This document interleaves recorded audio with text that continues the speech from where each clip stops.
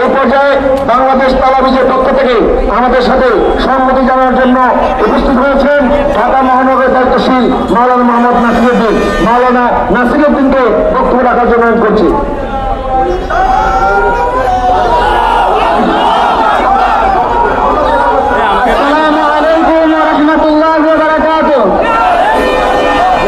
সম্মানিত বিক্ষুব্ধ জনতা, ভারাক্রান্ত হৃদয়ে আপনাদের সামনে উপস্থিত হয়ে কথাই বলতে চাই যে আমরা দেখেছি আমাদের ভাই মাওলানা রইসুদ্দিনকে মত সৃষ্টি করে সন্ত্রাসী বাহিনী কিভাবে হত্যা করেছে।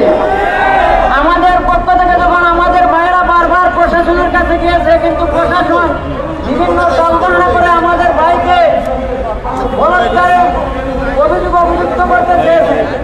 আমরা অত্যন্ত বাকনন্দরিতে বলবো যে আমাদের এই ভাইকে যারা হত্যা করেছে, প্রশাসনের কাছে আমরা বিশেষ করে আমরা দূর দাবি জানাচ্ছি আমাদের ভাইয়ের বিচারকে সুস্থভাবে আমরা চাই, এবং আমরা এটাও বলতে চাই যে যারা অপরাধ করেছে তাদেরকে অনতিবিলম্বে গ্রেফতার করে বাংলাদেশের মধ্যে করতে চাই।